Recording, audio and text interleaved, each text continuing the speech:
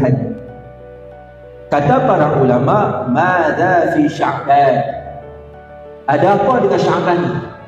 Yang pertama, benda apa yang ada di dalam bulan Sya'ban tuan? Yang pertama, kata para ulama, berlakunya satu kisah, iaitu peralihan arah kiblat.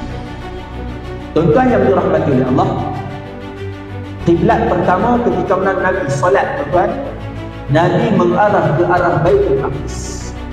Waktu bila? Waktu Nabi duduk di Mekah. Bila Nabi semayang, Nabi akan mengarah ke arah Baitul Maqdis. Dalam masa yang sama, Nabi akan menghala ke arah Kaabah. Maksudnya apa, tuan-tuan? Nabi akan sejajar. Maksudnya apa, tuan-tuan? Asal kena menghadap Baitul Maqdis, tapi kalau Nabi duduk di Mekah, tuan-tuan, Nabi akan solat di hadapan Kaabah. Kaabah itu, tuan-tuan, sejajar dengan Baitul Maqdis. Maksudnya apa, tuan-tuan? Asalnya Baitul Maqdis, tapi Nabi kalau solat, tuan, Nabi mendapat dua, Kaabah, Baitul Maqdis. Ketika mana hijrah, Nabi solat, tuan-tuan, mengarah ke arah Baitul Maqdis. Nabi dapat tak dua, tuan-tuan? Tak. Nabi dapat Baitul Maqdis saja. Kaabah Nabi tak boleh nak kala. Sebab apa? Bila ada jarak jauh, maka Nabi tak boleh nak sembahyang mengarah ke arah dulu. Sebab apa? Dua-dua pertentangan. Maka Nabi teringin supaya arah kiblat itu ditukarkan daripada Baitul Maqdis ke mana, tuan-tuan? Baitullah Al-Haram, itu Kaabah. Nabi doa kepada Allah, sehingga kan Allah mendengar rintihan Nabi. Setelah beberapa bulan, Allah memakbulkan doa Nabi.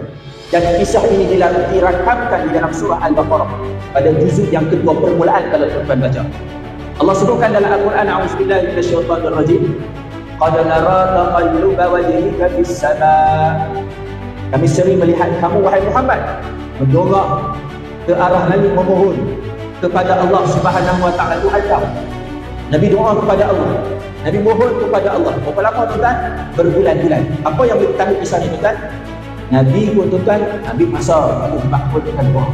Apatah lagi kita pun. Maka sebab itu, tuan-tuan, jangan berputus asa untuk berdoa. Kemudian Allah Taala sebut apa lagi? فَلَنُوَلِّيَنَّكَ قِبْلَةً تَرْضَاهَا.